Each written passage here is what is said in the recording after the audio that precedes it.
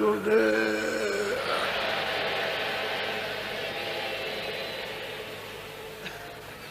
जय गुरुदेव।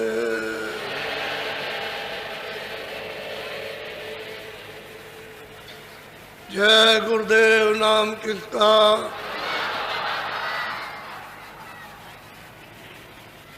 जय गुरुदेव नाम किसका?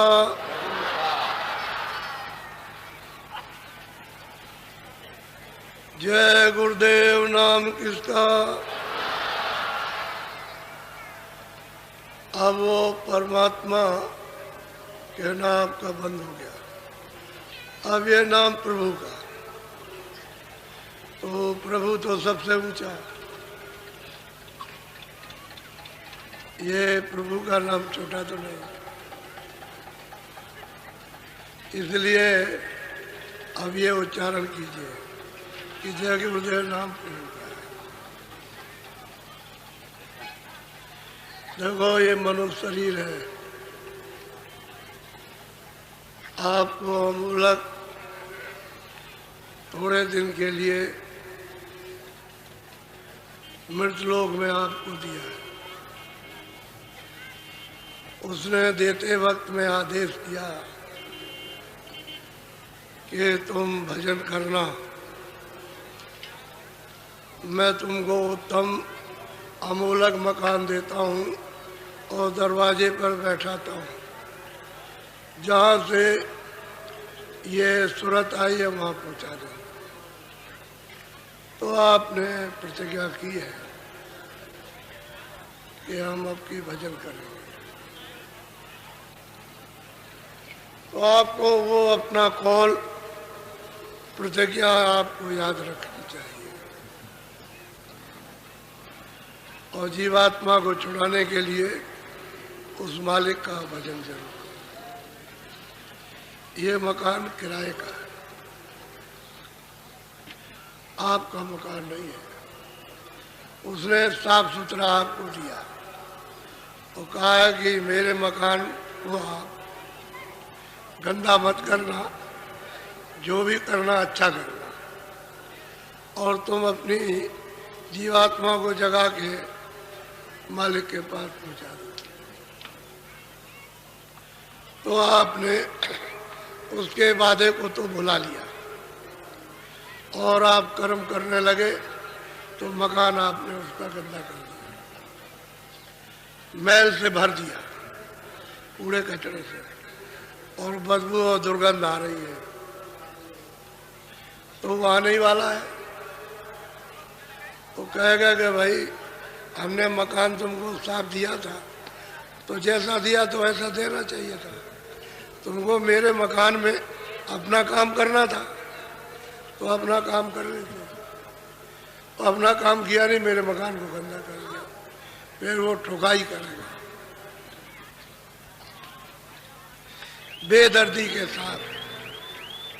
ऐसी ऐसी कठोर यातना देगा कि तुम चिघार लगाओगे और वहाँ कोई सुनने वाला नहीं, कोई नहीं सुनता। इसलिए उसके मकान में रहो, उसके मकान को कूड़े कचरे से मत भरो, जो उसने नियम बनाया उसके मुताबिक, उसके अनुसार तुम पालन करो।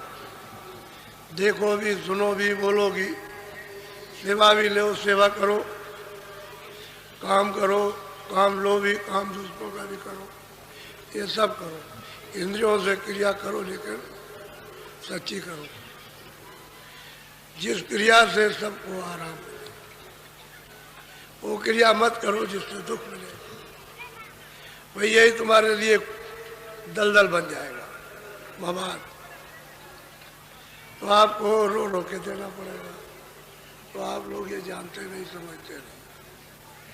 सुबह मैंने आपको ये बताया था कि भाई प्रियलाल ने गोस्वामी जी महाराज के पास पहुंच करके और उन्होंने कैसे मालिक को या सबको कैसे प्राप्त किया, आदि से अंत तक और अंत से आद तक उन्होंने सब जान लिया। लेकिन प्रश्न इस बात का है, तुमको शंका हुई कि ये उनके पास पहुंचे कैसे, यानी पहुंचने का कारण क्या बना। तो देखो, जब कारण बनता है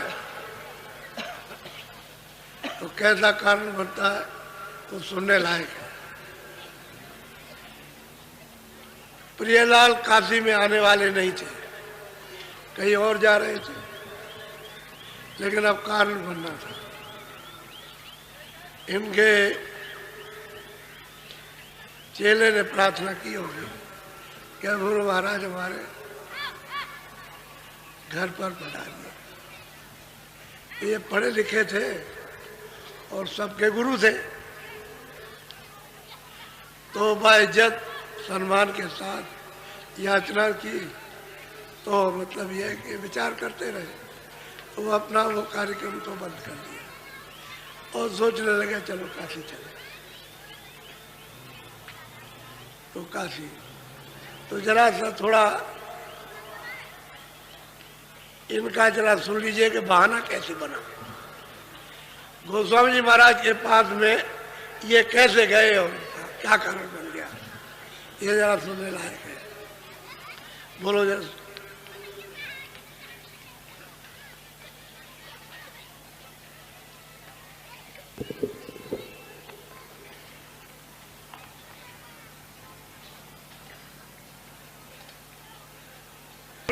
असयस कस भाको ये है ना, सुन सत्य हम बखाना, असयस वेद पुराण।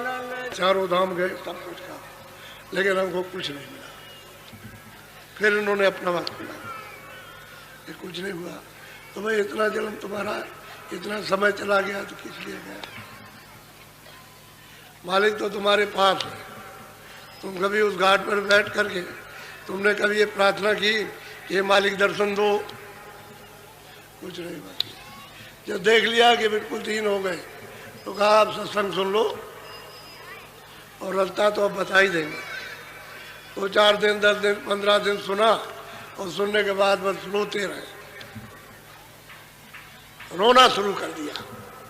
बैठ के कभी उधर बैठ गए रो रहे, तो कभी उधर बैठ गए, कभी उधर बैठ गए, कभी सोच गए तो वहां रोने लगे जा करके। कभी कुछ अच्छा ना लगे उनको, तब देखा कि अब ठीक हो। तो गोस्वामी जी महाराज ने फिर उस पर कहा देखो ये दरवाजा है, और यहाँ बैठ करके घाट पर बैठ करके मन और बुद्धि और चित्त और वही सूरत को रोक कर थाम करके और चलो अंदर की तरफ में रास्ता दिखाई देगा। तो बैठ के साधन करने लगे। साधन करे रोए, साधन करे रोए। इसी तरह से ये सब सफाई हो गई। तब कूड़ा कचरा साफ हो गया और आँख खुल गई, दिखाई देने लगी। ये बात है, विरह इसमें है। विरह ही सब काम कर लेती है। बस 100 दवाओं की, 100 यत्न की, 100 ज्ञान की, 100 ध्यान की, 100 पढ़ने लिखने की, एक विरह वो ला करके दरवाजे पे पड़क देती है। दरवाजा मिलना चाहिए, विरह ही काम करती है। अब मीरा कोई बुरे हो गए तो एक दफे राजा रैदास जी रास्ता बता करके उसके बगीचे में, यानी राजा के मैं बगीचे में वो आई दर्शन करने, उसको रास्ता बता दिया। एक ही दिन की बात, और लग गई उसको लो तो रोती रहे, मतलब ये, और जो बताया था साधन करती रहे, रोती रहे, साधन करती रहे, आँख खुल गई। वो तो बात ये है कि मेरा सब काम करती है, वो सब कर लेगी। अब ये भी रोते रहे तो रास्ता बता दिया। तो मैंने पहले इनका सुनाया कि इन्होंने कैसे प्राप्त किया। सही बात तो ये थी, ये सबके गुरु थे। अब यह है कि चेले तो चेले थे, चेले क्यों भाग गए भाई? चेले क्या समझ के भाग गए? कह रहे गुरु नास्तिक, गुरु ढोंगी है। तो ये समझकर, नास्तिक समझकर चेले ज्ञानी हो गए। गुरु ज्ञानी रहा, चेले ज्ञानी हो गए। वो समझ गए। तो एक दिन उन्होंने कहा कि महाराज आपकी बड़ी दया हुई, कैसी कृपा दया कर दी कि चेले सभा भाग गए। अच्छा हुआ। ये कारण बना था ढंढोरा। ऐसा ही ढंढोरा पिटने का माना श्यामा नेहरू विद्वान, काशी के उस समय धुरंधर, इनसे कोई टिक नहीं सकता। ऐसे विद्वान की साथ कंठस्थ और इनको आगे कर दिया तो ये सब जा करके बोला, जो प्रश्न करे उसका उत्तर ये भी सब वही रह गया और इन्होंने भी प्राप्त कर लिया। असल में बात यह है कि कोई ना कोई कारण बन जाता है जिससे महापुरुषों का मिलन हो जाता है। जब कारण नहीं बनेगा, जरिया नहीं बनेगा तो मिलन नहीं होगा। वो कोहराम जरिया बन गया, उसे लोगों को वहाँ तक पहुँचने का मौका मिला और वहाँ गए, उन्होंने सत्संग सुना, उसी से सब भ्रम टूट गया। करनी सत्संग से भ्रम चला जाएगा, विवेक आ जाएगा। रास्ता तो बाद में है, पहले सत्संग, सब जितने भ्रम सब तोड़ दे, वो विवेक हो जाए। संसार का सत्य ये विवेक हो जाए। बुद्धि जब परिपक्व हो जाए सत्संग सुन करके, तो बुद्धि को कोई ठग नहीं सकता, धोखा नहीं दे सकता।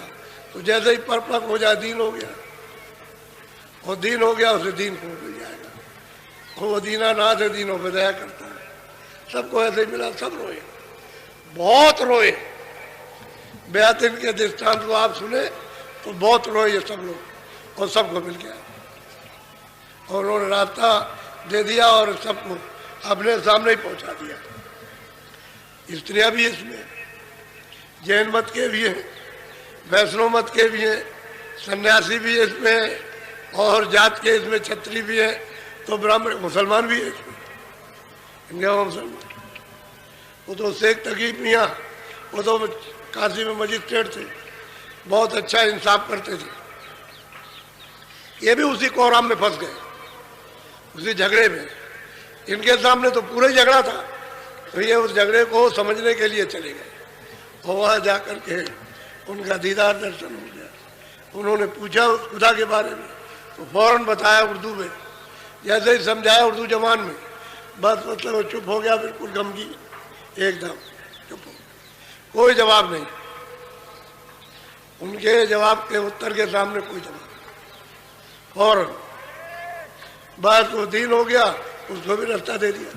वो भी रो जाए और देखा कि अब तो ये मालिक को चाहता है, तो उसको भी अपने सामने ही पार किया। कहने का है कोई न कोई वसीला, जरिया, कारण वहाँ तक पहुँचने का। घर वाले, झगड़े वाले, कोई ये वाले, कोई वो वाले, कोई मिलने वाले, कोई निंदा करने वाले, कोई ना कोई मिल जाए तो जरिया बन जाएगा, वहाँ तक पहुँच जाएगा। ये होता है, कारण जरूर बनता है, बगैर कारण के नहीं। और वो जो बहुत ऊंचे दर्जे के संस्कारी होते हैं, सीधे ही मिल जाते, सीधे ही मिल लेते हैं, क्या ऐसे मिल जाए। बोलो कुछ तो बोलो, कुछ बोल दो।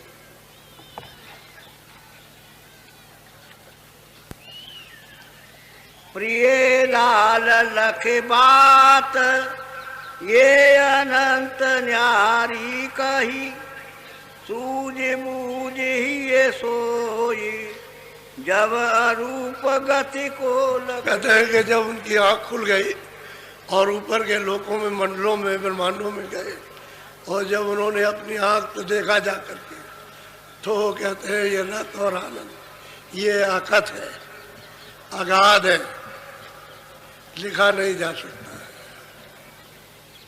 जो नीचे की लेखनी है वो भी इशारा ही करती है, वो भी वहाँ का, क्योंकि वहाँ की चीज़ें यहाँ नहीं है। ये जरूर है कि छाया है यहाँ, तो वो भी छाया की छाया, छाया के ऊपर से छाया पड़ी, उसकी छाया, फिर उसकी छाया, उसकी छाया, उसकी छाया, तो ये छाया है। कितने भागों में बढ़ गई छाया। ये चांद, सूरज, सितारे जो दिखाई देते हैं ये असली नहीं है। इनकी छाया पर्दे पर, पर्दे की छाया इधर इस पर्दे पर, उसकी छाया उस पर, यानी उसका प्रतिबिंब उस पर और उसका प्रतिबिंब उस पर, और वो ये प्रतिबिंब, ये प्रतिबिंब है, ये असली सूरज नहीं है। असली सूरज के मंडल तो ऊपर है, तारागणों के मंडल ऊपर है, चांद के मंडल ऊपर है, ऊपर बहुत कुछ है, लेकिन वो छाया है। ये मसाला बस छाया का है, अंत में छाया हो जाए, क्या हो जाए, गायब हो जाए। छाया दिखाई देती है दिन में, ये टंकी है वो छाया, ये मकान बना उसकी छाया, ये मंदिर है उसकी छाया, जब रात हो जाएगी तो गायब। ये सब छाया। जितना भी मसाला बना, जो आकार में, चित्रकारी में, सुंदरता में, कारीगरी में जो कुछ भी दिखाई देता है ढांचे में, ये सब छाया, अंत में सब खत्म। ये भी छाया, जिसमें ये तुरंत बैठी है वो भी छाया। तभी तो रोते मेरा बच्चा। अरे भाई तुम्हारा बच्चा कहाँ है? वो तो तुमने छाया पकड़ी है। जो बच्चा था उसको तो आपने परख नहीं पाया, वो तो निकाल दिया गया। ये बच्चा थोड़ी है, ये तो छाया है। अब इसको पकड़ के रो या इसको मतलब चुप, अंत में तो ये है कि चले जाओ, इसको गाड़ जाओ या इसको जला दो या इसको मतलब है कि पानी बहा दो। छाया किसी की नहीं होती है। इसी धोखे में आप फंसे हो। तो बिना सत्संग के विवेक नहीं होगा, इतना आप फंस गए हो। सत्संग मिलेगा तो विवेक होगा, और सत्संग नहीं, और सत्संग से ही सबने पाया। बिना सत्संग के किसी को नहीं मिला। अभी तक तो किसी का प्रमाण है नहीं कि बिना सत्संग के मिल गया हो। सबको सत्संग के द्वारा मिला, उसके बगैर वो जानेगा ही नहीं। बोले ये घर अगम भेद है भाई, सत्संग करे लखे तब कहते हैं कि ये घर का जो भेद है अगम है। सत्संग करेगा तो भेद मिलेगा। अगम का भेद अपने घर में जानेगा, और सत्संग नहीं करेगा तो वो भेद अगम है, वो नहीं मिल सकता, कोई नहीं जान सकता। अरे आप इतने दिनों से आ रहे हो, हम तो बाहर जा रहे हो, ये तमाम लोग आपके सामने ही आए हुए हैं। जो सुबह थे उससे ज़्यादा आ गए, वो आ गए लोग, और रात भर चलेंगे, और कल दिन भर चलेंगे। कल देखिएगा आप इसकी उपस्थिति को। तो आप ऐसा मत समझो, मैं तो बहुत भ्रमण किया मैंने, वहाँ आपको बताया था। एक घड़ी के सत्संग में, 2 घड़ी के, एक दिन के 2 घंटे के सत्संग में आपको बहुत सुनाया, लेकिन वो जो सुनाया वो पढ़ा है आपने, वो कभी न कभी आपके उसको उपयोग में आ जाएगा। ऐसा नहीं है कि बीज डाला गया तो वो काम नहीं करेगा, पढ़ा है। जब ऋतु, जब मौसम उसका आएगा तो जम जाएगा। डाल दिया बीज, पड़ा हुआ है। बहुत से जमीन में बीज पड़े हुए, चाहे जितनी गर्मी, अभी बरसात हो जाए तो नहीं जमेगा। जब जाड़ा आएगा तभी जमेगा, चाहे जितना पानी गिरे। बाद जाड़ा लगा, चाहे पानी बरसे ना बरसे, वो भी जम जाएगा। तो महात्माओं का डाला हुआ बीज वो नाश नहीं होता, वो नहीं नाश होता। वो जब मौसम आएगा, उसकी जब बाहर आएगी तो बस और जमेगा, कल्ला दे जाएगा, तब काम होगा। ये तो ये इतने दूर दूर से आए हैं, तो ऐसा नहीं है कि मैं कहीं गया नहीं था। मैंने दौड़ा करके बहुत मेहनत की। अब तो मेरी उम्र बहुत हो गई, वैसे अभी मैं मेहनत करता हूँ, कम थोड़ी मेहनत करता हूँ, बहुत करता हूँ। तो सत्संग से मिलता है आपको जो कुछ भी जानकारी और परिचय जो कुछ मिला, सत्संग से मिला। सत्संग नहीं मिलता तो कुछ नहीं होता। और जो कुछ भी आपने अंदर जो चलने का जाना, जो देखा और सुना, वो सत्संग से ही आपने पाया, वैसे नहीं पाया। वैसे तो क्रिया तो आप पहले भी करते थे, लेकिन मालूम नहीं था कि दरवाज़ा कहाँ है और कैसे आँख खुलेगी, कैसे कान खुलेंगे, किधर से आवाज़ आती है, किधर से देखा जाएगा, आपको पता ही नहीं था। सत्संग से मिला। और वो प्रियालाल कहते हैं कि भाई बिना सत्संग हमको भी जो मिला वो सत्संग से मिला। हम अगर उनके पास जाते नहीं, उनके वचन को नहीं सुनते रोज रोज रोज रोज, तो हमको भी कुछ पता नहीं चलता। हमको भी सत्संग ही चलता, क्योंकि आगम घर का भेद है सत्संग से। और सत्संग बगैर महात्मा खुश नहीं होते, क्योंकि सत्संग सुनोगे, विवेक आ जाएगा, आपके अंदर गुण आएंगे, तब वो तुम्हारे ऊपर रीच आएंगे, तब रास्ता देते। ऐसे बोलो बोलो।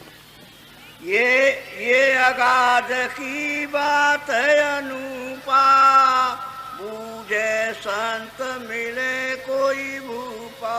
कहते हैं कि भाई ये अगाध की बात है, कोई संत मिल जाएंगे और कोई जिज्ञासु मिलेगा तब तो वो काम बन जाएगा। जिज्ञासा होना चाहिए, उस चीज को चाहने वाला कि हम भी प्रभु को प्राप्त करना चाहते हैं, बताने वाले महापुरुष मिल जाए, तब तो अगम का भेद कर जाने का आपको मिलेगा, वैसे नहीं मिल सकता। यही कमी है इस कलयुग में, जो फसाव ज़्यादा हो गया कि महात्माओं का आपने इतनी निंदा की है कि अब आपको शर्म आती है, शर्म आती है, यह आती है, और आप डरते हो कि हमको पाप लग जाएगा, हम नरक में चले जाएंगे। बताइए, शास्त्रों में तो सब में लिखा है कि संत को सबसे बड़ा, सब में लिखा हुआ है, लेकिन जो लिखा है उसको नहीं मानते हो। रामायण रोज पढ़ते हो, उसमें संत की महिमा लिखी है कि वो सबसे बड़े, लेकिन नहीं मानेंगे आप।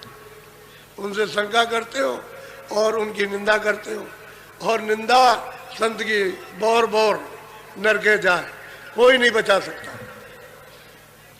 संत की निंदा अगर आप करेंगे तो कोई बचा नहीं सकता, कोई भी जगत में बचाने वाला नहीं है। इसलिए आपको पता नहीं कि सत्संग नाम किसका है। ये धक्कम धुक्का काम नहीं है, वो तो बहुत ही सावधानी का काम। बोलो। अगम पंथ सतगुरु से पावे, सतगुरु मिले तो राह बता। अब कहते हैं अगम का रास्ता पंथ, पंथ कहते हैं रास्ते को। अगर सतगुरु मिलेगा तो अगम का रास्ता मिलेगा, अगम का पंथ मिलेगा, और सतगुरु नहीं मिलेगा तो नहीं मिलता। अब वो ये कहने लगे, कहाँ बेचारे क्या कर रहे थे, वो तो चेले चपाटों का तो मामला गया। अब ये कहाँ जो उनको मिला, अब वो कहते हैं भाई सतगुरु मिलेगा तभी अपने घर में जाओगे, और बिना उनके मिले हुए पंथ नहीं मिल सकता। पंथ कहते हैं रास्ते। हम मजहब बना लेते, एक फिरका बना लेते, एक पंथ हमारे मत के। अरे ये मत नहीं, वो रास्ता सबका एक है। एक ही रास्ते से आए हो और आकर के भूल गए, वो एक ही रास्ता जाने का है, उसी को पंथ कहते। तो वो कोई कोई जानता, जब वो पूरा मिल जाएगा तो वो जानता है, उसी रास्ते से आपको ले जाएगा। वो नहीं मिलेगा तो घर का रास्ता नहीं मिलेगा। बोलो। सतगुरु मिले कहें दरसाई, बिना संत नहीं बूझे बुझा। कहते हैं कि जब तक संत नहीं मिलते हैं तब तक उनका कौन विवेचन, कौन अर्थ बता सकता है जो किताबों में उलझे हुए हम। वो मिलेंगे तभी तो बताएंगे वो कि तुम कहाँ कहाँ फंसे हुए हो, क्या क्या कर रहे हो। ये जो कर रहे हो ये तुम्हारा काम नहीं है, ये सब क्रिया तुम्हारी व्यर्थ चली जाए। इसका छोटा मोटा शुभ कर्म का फल जब आप प्राप्त कर सकते हो, कोई बुरा ना करो। और तुमने जो बुरा किया तो वो जो जरा भी करते हो तो सब उसमें बुराई में सब नाश हो जाएगा, वही फिर काला हो जाएगा। जब कालमा जमेगी तो पुण्य जो है उसमें नष्ट हो जाएगा, फिर पुण्य का चला जाता है।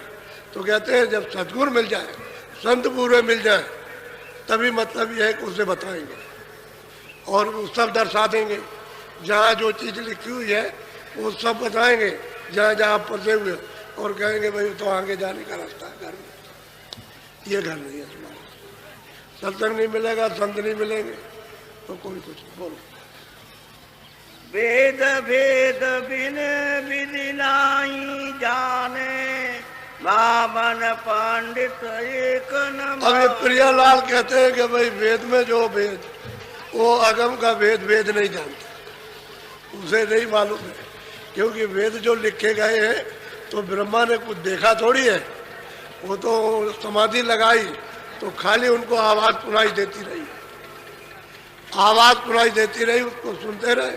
उन्होंने आदेश किया जो हम बोले वो तुम लिख दो। आद्या मां शक्ति से कहा कि तुम इनको इधर आने मत देना, वही हम इनको बाणी सुनाते हैं, और हमने इनको आदेश दिया तो बाणी लिख दी। तो जो जो बोलते गए वो लिखते चले गए। वही 4 वेद है, 1 लाख श्लोक है बस, और 4 खंड है। 80,000 उपासना, 16,000, 80,000 कर्मकांड, 16,000 उपासना कांड और 4000 ज्ञान कांड, 1 लाख श्लोक है कुल। वो उन्होंने ब्रह्मानंद तो देखा नहीं, यानी उन्होंने तो निरंजन भगवान को भी नहीं देखा, उनकी आवाज को सुना, तो जो वाणी आई उसको नहीं दी। लेकिन उसमें ये लिखा हुआ कि हमको ऊपर की आवाज सुनाई दी, इसके अतिरिक्त, इसके अलावा। तो उन्होंने कहा नहीं ना ये थी ना और अभी इतना खत्म नहीं है, और कुछ है लेकिन हमने उसको देखा नहीं है। लेकिन हमको ये आवाज हुआ कि ऊपर से कोई आवाज आ रही है और कुछ है, ये तो उसमें लिखा हुआ है। और बाकी कहते हैं वो भी नहीं जानता अपने घर का भी। अरे भाई ये भी तो वहीं से आए, उस घर से ये भी तो आए जो बैठे हुए, जिन्होंने वेद वाणी उच्चारण की, ब्रह्मा से लिखवाया, ये भी तो वहीं घर से आए जहाँ से आप आए, वहां से वो भी आए। ऐसा नहीं क्यों नहीं आए? असल में बात यह है कि उनको तो देश निकाला कर दिया, तुम जाओ तपस्या करो और तपस्या से फल प्राप्त करो, तो उनको भी फल दे दिया। जब तपस्या कर ली, खुश हो गए, तो ये सब मसाला उन्होंने मांगा कि राजपाट हमको दे दीजिए कुछ, तो उन्होंने थोड़ा सा दे दिया बूंद भर, तो सुरतों को जरा सा दे दिया, थोड़ा सा भंडार दे दिया, उनका जाओ ले तो साथ गंदगी उतार की। इनसे कहा था, इन सुरतों से जो मनुष्य शरीर में ये जब शुरू में आई कि भाई देखो तुम फंसना नहीं, ये फंसाएंगे, तुम नाम को छोड़ना नहीं, पकड़े रहना, और तुम मसाला छोड़ देना और वापस लौट आना। तो बस वो मत आए, मसाले के साथ मसाला तो छोड़ा, लेकिन ये बैठे रह गए, फिर मसाले में कट गए। अब ये मसाला ही है, ये जड़ मसाला ही है, ये लिंग मसाला, सूक्ष्म मसाला, कारण मसाला, इसमें फंस गया। मसाला कहते हैं देही, पर्दा। अब ये पर्दा है, खोल है, भाई इसमें फंस गए। फिर सोचते हैं नाम को छोड़ चुकी, बस भूल गई रास्ता। अब ये नहीं मालूम कि ये डोरी किधर से कहाँ है, कैसे मिलेगी और कैसे हम आए, उसको भूल गए। तो जब तक राह जानने वाला नहीं मिलेगा तब डोरी कैसे पकड़ाएगा, और बिना डोरी पहले आप चढ़ोगे नहीं। तो आपके पास ही डोरी है, आँख के सामने ही लटक रही है, लेकिन बीच में ये सांप, ये तमाम भंडार कूड़े का लदा हुआ पहाड़ों की तरह से, इसकी वजह से डोरी नहीं पकड़ सकते हो, क्योंकि डोरी में तो प्रकाश है, आवाज है, उसमें शक्ति है, उसमें अमृत है, सब कुछ उसके अंदर में है, और वो इस तरह से लटक के गुंजार बंद कर रही है ऐसे, और वो महात्मा इसको पकड़ा देते हैं बस, क्योंकि ये उसी का, ये सूरत जो बैठी हुई है उसी का, इसी डोरी का तत्व है, जल रहा है। तो ये मिलना चाहता है, लेकिन काई पर्दा नहीं मिलने देता। अब महापुरुष उसको साफ करते हैं, तो ये सटाक से चुंबक की तरह खींच लेते, ऐसे पकड़ लेते, फिर जरूरत को नहीं छोड़ती। यही आदेश दे के भेजा था इसको छोड़ देना, तो आपने छोड़ दिया, क्योंकि सब सुख मिल गए ना, सब अब आराम मिल गए, तो उसी में आप भूल गए, धीरे धीरे इसमें फंस गए। ये बात, फिर उसने विधान बना दिया, विधान बनाया कि देखो हमारे देश को ये पाप ये पुण्य, और तुमको हमने आज़ादी दे दी, तुम जैसा चाहो ऐसा करो, लेकिन जो करो सो अपना अपना भोगो।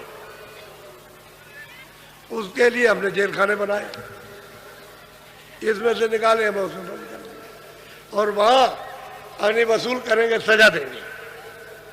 जब कोई नहीं दे सकता तो जेल ही तो होती है कि भाई इसके ऊपर में इतना कर्जा हो गया, नहीं दे सकता तो 5 साल, 10 साल, 2 साल, 4 साल सजा देंगे, चलो उसका भुगतान हो जाएगा। और क्या होता है, वो सजा ही है।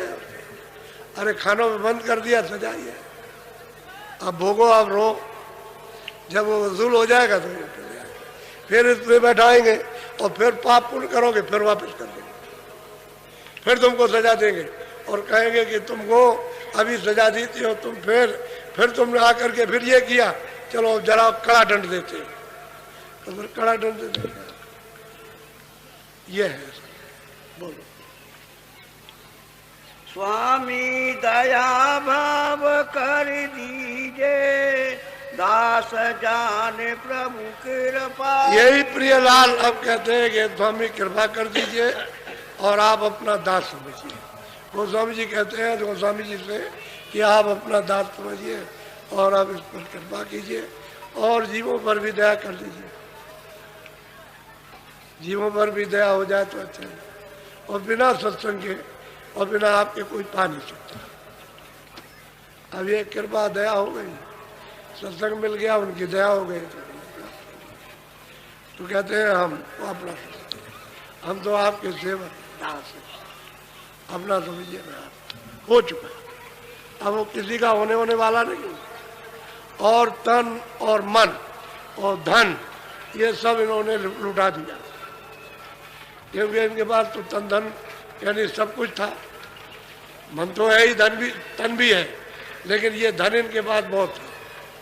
सब तरह के संबंध चले जो चाहे। अब ये